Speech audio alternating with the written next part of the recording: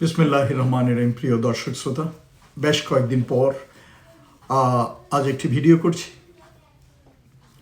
আসলে দেশের বর্তমান যে পরিস্থিতি, আমি ব্যক্তিগতভাবে খুবই উদ্বিগ্ন এবং আমি জানি দেশের অনেক দেশপ্রেমিক মানুষ আশাহত, হতাশ, এবং আমরা এটাও দেখতে পাচ্ছি যে দেশের বিভিন্ন রাজনৈতিক দল, বিরোধী দল বা সরকারি দল যেটাই বলেন, তারা সেই আবার পুরনো রাজনীতির স্টাইলে রাজনীতি শুরু করে দিয়েছে। কাদা ছোড়াছুড়ি, একজন একজনকে আক্রমণ, বিভিন্ন উস্কানিমূলক বয়ান তৈরি করে বা পুরনো বয়ানে একজন একজনকে আঘাত করা, মান সম্মান নিয়ে আক্রমণ করা, ব্যক্তিগতভাবে আক্রমণ করা এবং ফিজিক্যালি মারামারি এবং সংঘর্ষে লিপ্ত হচ্ছে। এতে শান্তি বিঘ্নিত হচ্ছে এবং আমরা বুঝতে পারছি পরিষ্কার যে এটা কোনো শক্তির উস্কানিতে আমাদের জাতি, আমাদের রাজনৈতিক দল, এগুলোর মাঝে আবার একটা বিভ্রান্তি সৃষ্টির চেষ্টা করা হচ্ছে এবং দেশে অশান্ত পরিবেশ সৃষ্টির চেষ্টা করা হচ্ছে। আমাদের দেশে একটা নতুন সরকার এসেছে, গণতান্ত্রিকভাবে নির্বাচিত। নির্বাচনের ফলাফল নিয়ে অনেক বিতর্ক থাকতেই পারে, সব নির্বাচনে থাকে, ও নিয়ে আমি আলোচনায় যেতে চাই না। বাট এটা ঠিক যে মেজরিটির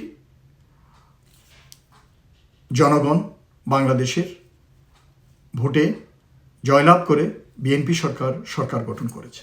কাজে আমাদের এখন উচিত বিরোধী দলের কাজ করবে। সেই ফ্যাসিবাদের সময় যা ঘটেছিল তা না, গৃহপালিত রাজনৈতিক বিরোধী দলের মতো নয়।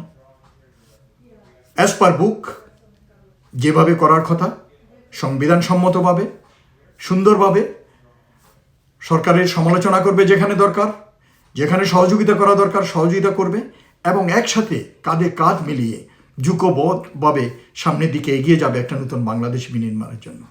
কিন্তু আমরা এখন দেখতে পাচ্ছি যে আবার কারা যেন প্রচ্ছন্নভাবে আমরা দেখতে পাচ্ছি আমাদের দেশে খেলা খেলে যাচ্ছে, যে বিভাজনের সৃষ্টি করার চেষ্টা করছে এবং সরকারকে তার কাজকর্মে বাধাগ্রস্ত করার চেষ্টা করছে। দেশে অশান্তি সৃষ্টি করে দেশ যাতে সামনের দিকে আগাতে না পারে সেটা করছে। আমাদের ভাবতে হবে, এই দেশ তো আমাদের। কারা কারা বারবার আমাদের দেশে অশান্তি সৃষ্টি করে আমাদের দেশকে সামনে এগিয়ে যাওয়ার পথ থেকে ব্যাহত করে। একটা জিনিস খেয়াল রাখতে হবে, দেশটা আমাদের, এই মাটির সাথে আমাদের ইতিহাস, আমাদের আত্মত্যাগ, আমাদের ভবিষ্যৎ অঙ্গিভাবে জড়িত। শান্তি, স্থিতিশীলতা ও উন্নয়নের পথ কখনো বিভাজনের মধ্যে দিয়ে আসে না, আসে পারস্পরিক শ্রদ্ধা, সংযম এবং সম্মিলিত দায়িত্ববোধের মাধ্যমে।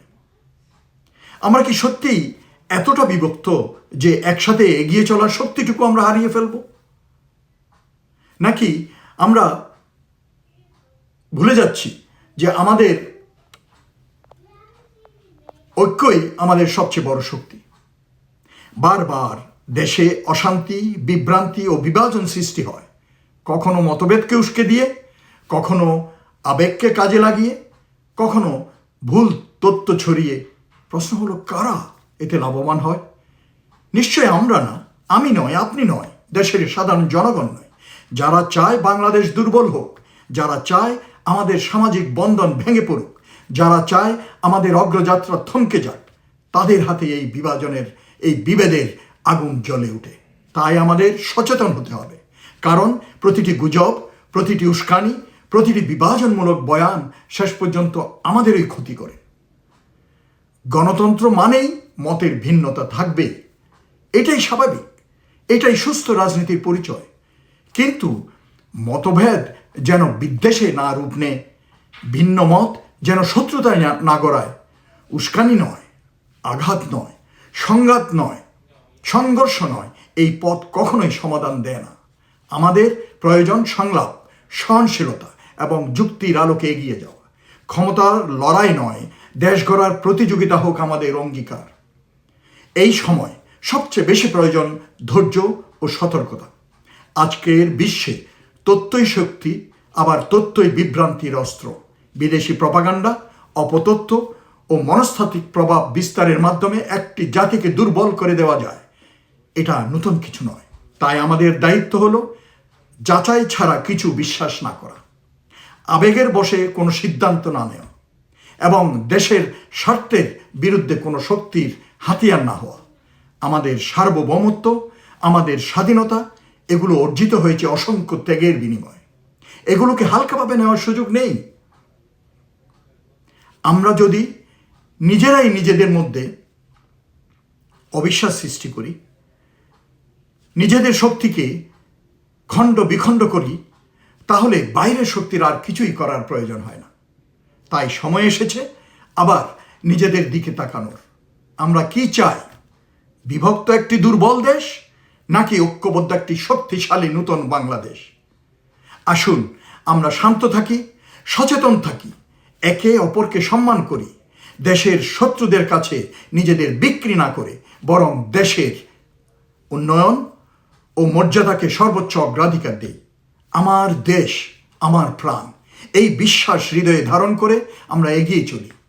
স্বপ্নের বাংলাদেশ কোনো একক শক্তি গড়ে তুলবে না, এটি গড়ে উঠবে আমাদের সবার সম্মিলিত প্রচেষ্টায়, আমাদের ঐক্য, আমাদের দায়িত্ববোধে। এখনই সময় একসাথে পথ চলার, একসাথে দেশ গড়ার। সকলে ভালো থাকুন। আসসালামু আলাইকুম।